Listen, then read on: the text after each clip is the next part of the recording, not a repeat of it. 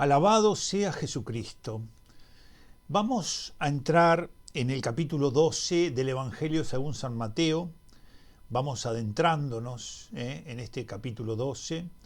Y bueno, según la metodología que hemos planteado, no olvides de iniciar todo con la oración al Espíritu Santo y con la lectura de la palabra de Dios con cierta calma, con cierta tranquilidad, que es muy importante eso. Es muy rapidito que lo haces, pero logra una cierta calma. Vamos a entrar en el capítulo 12. El capítulo 12, te voy a dar la visión general del capítulo 12. Dice, del versículo 1 al 8, lo tenés tú ahí adelante, capítulo 12, va a estar la temática del sábado, es decir, de determinadas acciones que los discípulos de Cristo hacen en sábado y que según la ley no estarían permitidas, según lo que los fariseos interpretan. De los versículos 9 al 14 aparece un milagro de Cristo, se realiza una curación de un hombre que tiene la mano paralizada y esto también se realiza en sábado, por lo tanto va a haber de parte de fariseos y escribas una reprensión. Del 15 al 21 hay una identificación de Mateo con Jesús como siervo sufriente. Del capítulo 22 hasta el capítulo 32 hay una palabra vinculada con Jesús y Belzebul, es decir, algunos van a atribuir la obra de Cristo a la obra de Belzebul. Del 33 al 37 dice el Señor que lo que está en nuestro corazón se hace manifiesto por nuestras palabras, o sea que las palabras nuestras expresan lo que hay en nuestro corazón. Del 38 al 42 está el pedido de una señal, de un signo, y Jesús anuncia que a esta generación no se le dará un signo. Del 43 al 45 se habla de la estrategia que tiene Satanás. Del 46 al 50, el verdadero parentesco con Jesús, ¿no? ¿Quién es mi madre? ¿Quiénes son mis hermanos? O sea, Jesús ahí va a hablar de la importancia de ese vínculo nuevo que viene por la fe.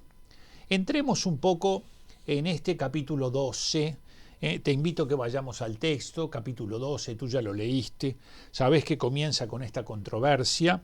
Dice, en aquel tiempo cruzaba Jesús un sábado por los sembrados. Ya nos advierten sobre que es día sábado. Según la ley, el sábado, hay un descanso sabático. La palabra sabbat significa descanso. De manera que el judío, según la ley, debía trabajar 6 días y al séptimo debía descansar.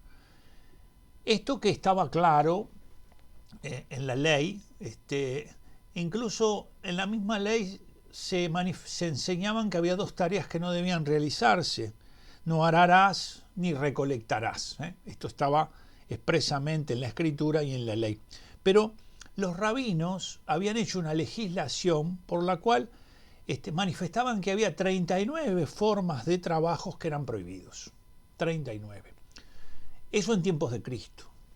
Ya en el siglo I es peor, digamos. Después de Cristo va a ser peor. Por lo tanto, estamos en el contexto de lo que se puede hacer o no en el sábado, cuáles son las razones y al mismo tiempo cómo hay una acusación contra los discípulos de Cristo y por lo tanto contra Cristo. Pero esto va a dar al Señor motivo para la interpretación verdadera y adecuada de la ley. Hay un principio que lo rige que no está aquí, ¿verdad? No fue el hombre hecho para la ley, sino la ley hecha para el hombre. De manera que la ley debe liberar, no debe esclavizar. Los rabinos se habían quedado más bien en toda la casuística, todas esas formas de aplicación que ellos atribuían a las distintas tareas que se realizaban y que no debían realizarse. Más que la ley misma, se desentendían un poco de la ley y se quedaban más en los preceptos humanos. Eso les va a decir Jesús. Dice, cruzaban por los sembrados y sus discípulos sintieron hambre, deja establecido una necesidad, y se pusieron a arrancar espigas y a comerlas.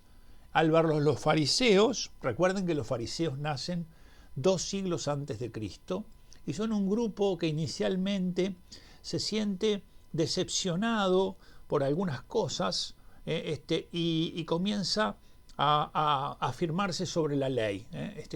Entienden que la ley es lo que sustenta al pueblo y que el cumplimiento de la ley es lo que le da la garantía de identidad. Y por lo tanto hacen de la ley su fundamento. Esto trae como consecuencias que a veces se exceden y, como en este caso, ponen, diríamos, al hombre al servicio de la ley. Y se quedan en una serie de interpretaciones que son las que ellos mismos hacen, a las que Jesús llama las tradiciones humanas. Dice, al verlo los fariseos dijeron, mira, tus discípulos hacen lo que no es lícito hacer en sábado. Aquí estamos en lo que sería el reposo sabático y la licitud o la ilicitud.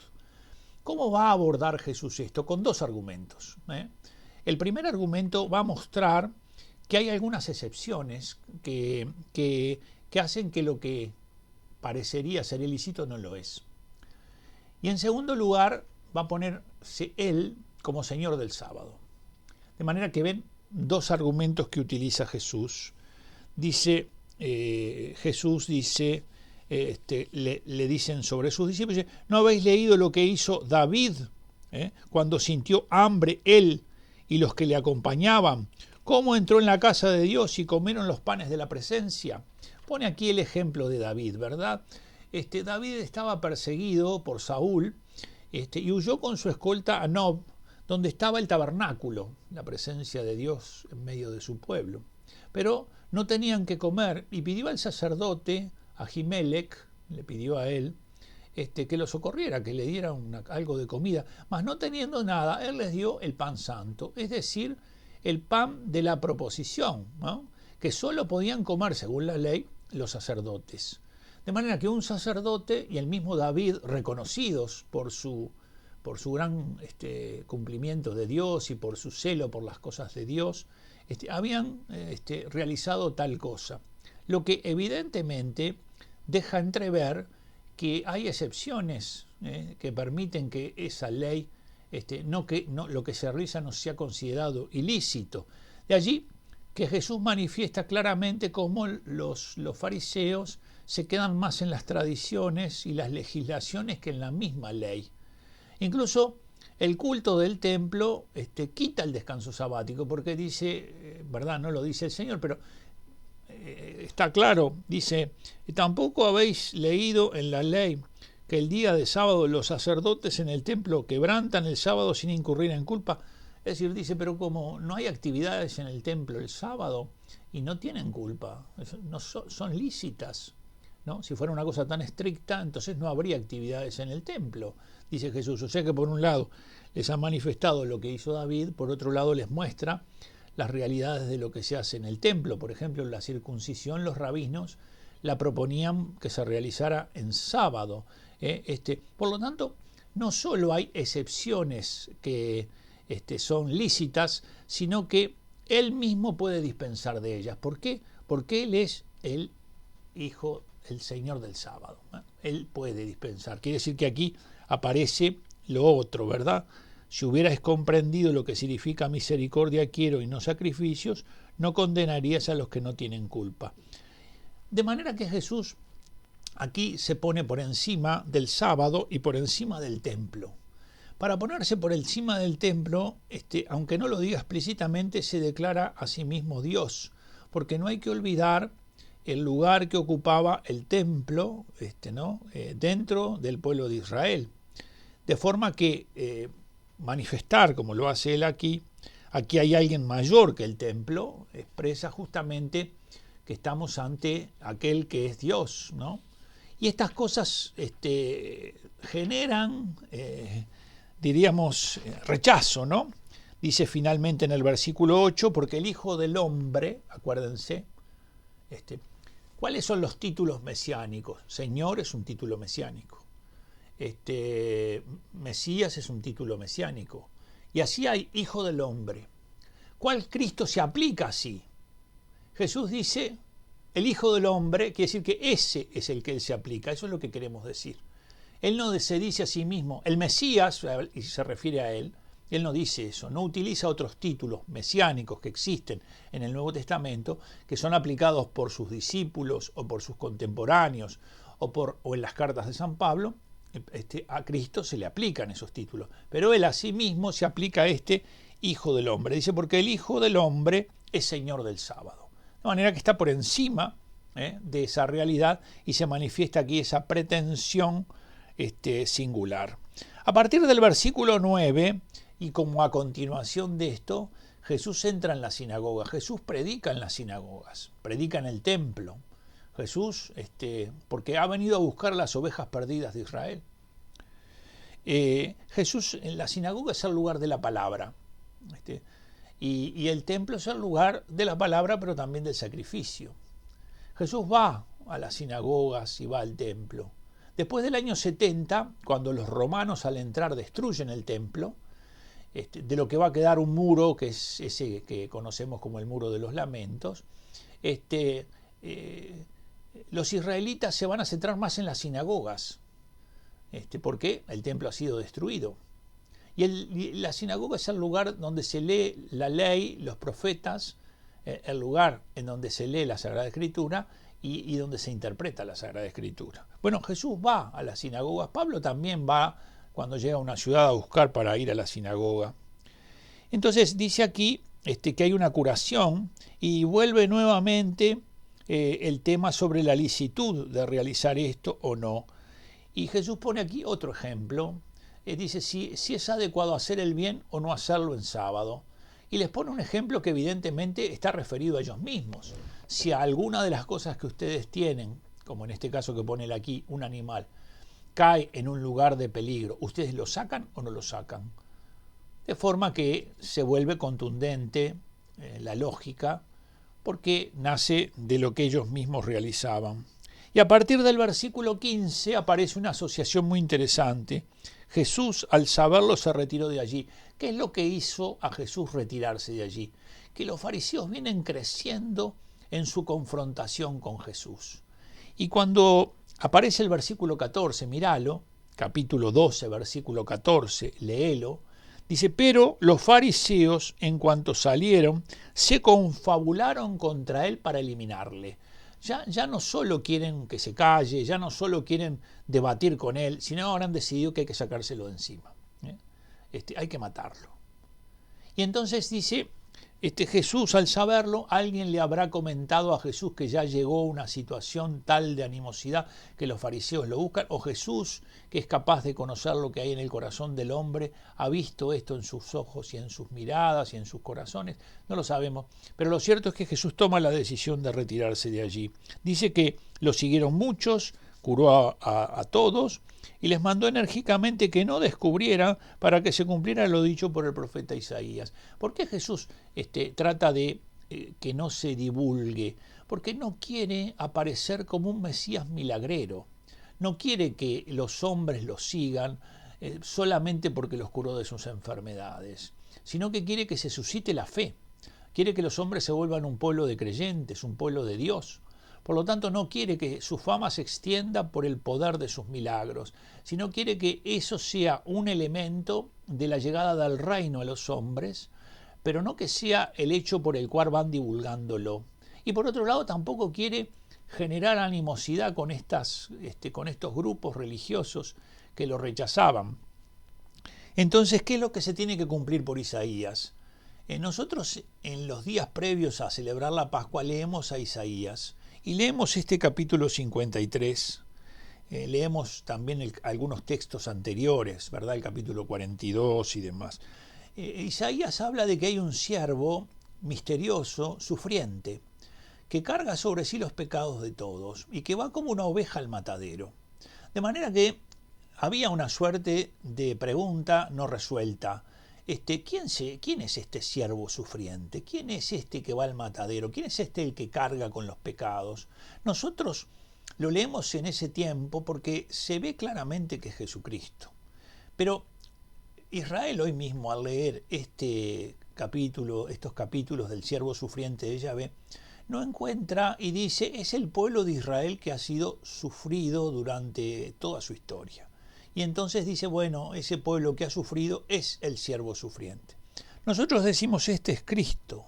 Dice el texto de Isaías, he aquí mi siervo, a quien elegí, mi amado, en quien mi alma se complace, pondré mi espíritu sobre él, y anunciará el juicio a las naciones. No disputará, ni gritará, ni oirá nadie en las plazas su voz. La caña cascada no la quebrará, ni apagará la mecha humeante, hasta que lleve a la victoria el juicio. En su nombre pondrán las naciones su esperanza. Quiere decir que Mateo identifica al siervo sufriente con Cristo. Y este siervo sufriente es el Mesías. ¿Y por qué costó aceptar el Mesías? Porque fue por un camino de sufrimiento. De manera que esperaban un Mesías glorioso, poderoso, que hiciera uso de su poder para devolver a Israel su lugar de privilegio. Y en cambio el camino del siervo es sufriente. Es un siervo que realiza la obra del Padre tal como aparece en Cristo. Y entonces esto generó un cierto rechazo. Y a partir del versículo 22 va a hablar de Jesús y de Belzebul, ¿verdad? Aquí estamos en un tema, por decirlo así, un tema bastante delicado. Hay una acción milagrosa que se realiza y que algunos no la atribuyen a Dios y a Cristo, sino que la atribuyen al enemigo de Dios, lo cual esto se torna una realidad problemática. Entonces le fue presentado un endemoniado ciego y mudo y le curó, de suerte que el mudo hablaba y veía. Hay una liberación, un exorcismo con relación a este ciego y mudo, y toda la gente atónita decía, ¿no será el hijo de David? Al decir el hijo de David está diciendo el Mesías, porque de la familia de David se esperaba el Mesías. De manera que esto que él ha hecho provoca en muchos de los que están allí el que se suscite la pregunta si no será el que ellos estaban esperando. Mas los fariseos, otra vez ven que aparecen ellos, al oírlo dijeron, no expulsa a los demonios más que por Belzebul, el príncipe de los demonios. O sea que atribuyen la obra de Dios al mal. Esto es muy delicado, es muy delicado porque pasa muchas veces. Esto de que la obra que se realiza y es de Dios es atribuida al mal, o sea, es toda una acusación permanente, ¿no? Es la que viene del Génesis. Dios no quiere tu bien, Dios no quiere tu felicidad. Dios en realidad lo único que hace es prohibir cosas y por lo tanto no te permite que seas libre y que seas feliz. Hay una acusación. Dios es malo. No lo escuches. ¿Cuál es el origen de este nombre que aparece aquí, Belzebul? Bueno, han aparecido a lo largo del tiempo varios significados, pero en la literatura judía lo consideraban como un demonio de rango superior. La etimología propuesta tienen que ver con distintas significaciones, pero está claro que los rabinos tenían una consideración por este príncipe de los demonios. Jesús argumenta con una razón lógica, un reino no puede estar dividido, porque en realidad de hacerlo va a la ruina, ¿no? Una familia tampoco puede estar dividida, o podríamos decir, como decía un rabino, una sinagoga tampoco puede estar dividida, nosotros diríamos la iglesia no puede estar dividida. Pablo dice en la carta a los Corintios, los que son de Pedro, los que son de Pablo, los que son de Cristo, cuidado con estas divisiones, ¿no? Porque un reino dividido va a la ruina. Y Jesús, rezando en el Evangelio de Juan, dice que sean uno, Padre, como tú y yo somos uno. Entonces siempre hay que saber que la unidad es un valor que no es negociable. ¿Por qué? Porque de alguna manera el Señor nos ha advertido y sabemos que en el origen de la división está el demonio, porque es el que divide, el que separa, el que aísla. De manera que atribuyen esto, ¿verdad? Él, conociendo sus pensamientos, les dijo, todo reino dividido contra sí queda asolado, toda ciudad o casa dividida contra sí no podrá subsistir. Si Satanás expulsa a Satanás contra sí mismo, está dividido. Pero si por el Espíritu de Dios expulso yo los demonios, es que ha llegado a ustedes al reino de Dios. Es decir, la atribución de la acción de Dios a Satanás hace también que no se reconozca ni se confiese la acción de Dios. porque esto ha ocurrido porque el reino de Dios está entre nosotros y porque el Espíritu de Dios ha obrado esta liberación. De allí que Jesús entonces, a partir de eso, dice, el que no está conmigo está contra mí, el que no recoge conmigo desparrama. Hay veces que uno le parece que lo más cómodo es quedarse en el medio. No, no es cómodo quedarse en el medio. En estas cosas o estás con él o estás en su contra, o recoges o desparramás. No hay una cosa intermedia, porque el que se pone a veces en la intermedia, en realidad lo que está queriendo es no comprometerse con nada. Y el que no se compromete, en realidad favorece al que se opone a Cristo. De forma que por eso os digo, todo pecado y blasfemia se perdonará a los hombres, pero la blasfemia contra el Espíritu Santo no será perdonada. Y al que diga una palabra contra el Hijo del Hombre se le perdonará, pero al que diga contra el Espíritu Santo no se le perdonará ni en este mundo ni en el otro. Algunos dicen que la desesperanza es un pecado contra el Espíritu Santo. Y otros dicen que es el atribuir la obra de Dios a la obra del mal, que esos serían los pecados contra el Espíritu Santo, de los que hay que tener siempre mucho cuidado. Es como si yo dijera que en el bautismo obra el diablo. Es como si yo dijera que el Salvador del mundo es el diablo y no Cristo.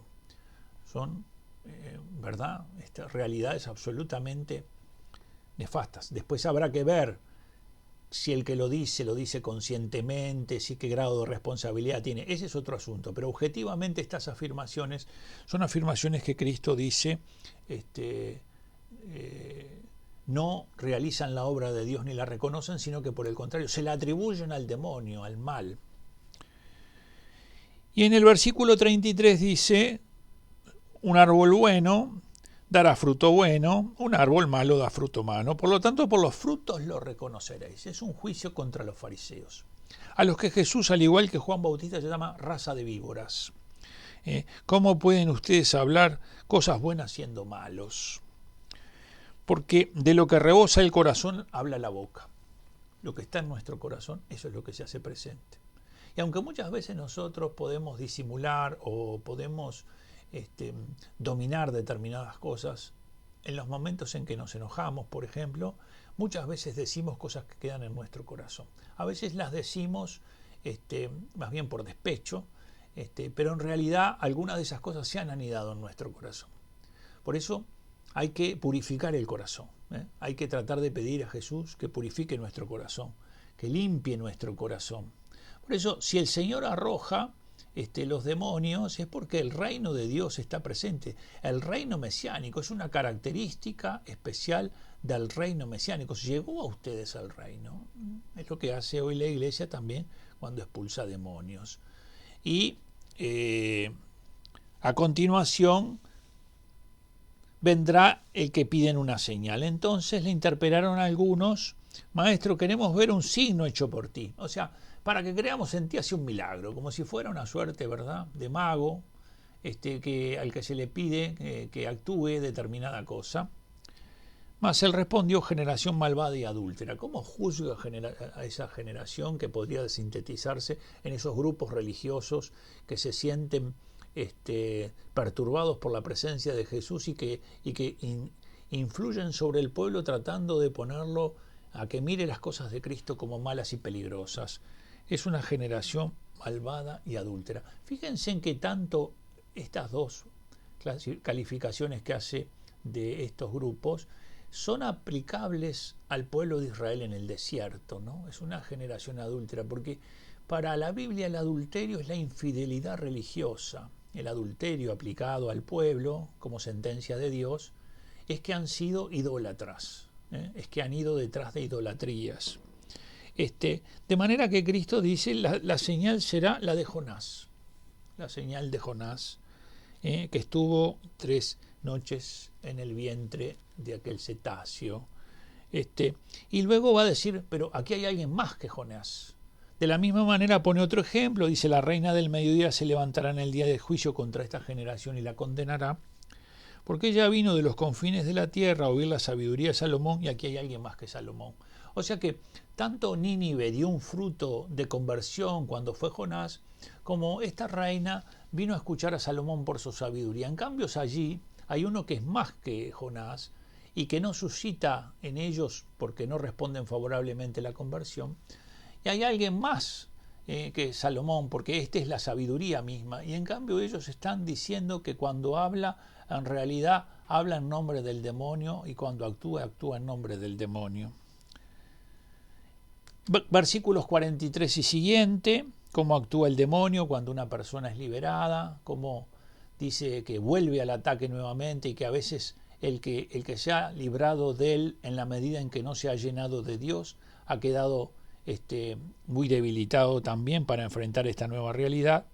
Y el final del 46, que hablando a la muchedumbre, cuando su madre y sus hermanos se presentaron y trataban de hablar con alguien, le dijo: te buscan tu madre y tus hermanos. Aquí hermanos son parientes. Recuerden que la lengua del Señor, el arameo, no tenía forma de distinción de los rangos familiares, o sea, primo, eso no tenían nada de eso. De manera que aquí esto quiere decir parientes, o sea que esa acusación que hacen que María tenía más hijos y demás no tiene fundamento en la Escritura. De manera que tu madre, tus hermanos te buscan, tus parientes te buscan, y Jesús muestra que hay un modo nuevo de pertenecer a su familia, que es por la fe. Es todos aquellos que creen en Él, todos aquellos que creen en el Padre, que escuchan la palabra del Padre y que quieren cumplir los mandamientos. Nosotros somos de la familia del Señor. Él nos sostiene, que nos tenga fuerte de su mano para que nunca nos apartemos de Él, para que podamos sentirnos felices de llamar a Dios Padre, Abba, que podamos invocar a nuestro Padre del cielo y que podamos sentirnos alegres de la obra de Cristo y que siempre podamos reconocer su obra y que nunca la confundamos con la obra del enemigo. Si esto lo hacemos incluso en algún momento inconscientemente, el Señor tendrá por nosotros misericordia. Pero cuidado cuando la acidez comienza a ganar nuestro corazón, ¿verdad? Y entonces comenzamos a ver todas las cosas negativas y ácidas, y entonces eso nos va disponiendo también para no tener una mirada limpia, con un corazón limpio que ve y reconoce la obra de Dios. Capítulo 12 de San Mateo, la ley, cómo hay que comportarse con el sábado, la acción del mal espíritu, cuidado con no confundir con la acción de Dios, los discípulos que están aprendiendo este camino, porque ahora todas estas realidades se vincularán con ellos, porque ellos son los que hacen presente en el mundo el misterio de Jesús. Que Dios te bendiga, en el nombre del Padre, del Hijo y del Espíritu Santo. Amén.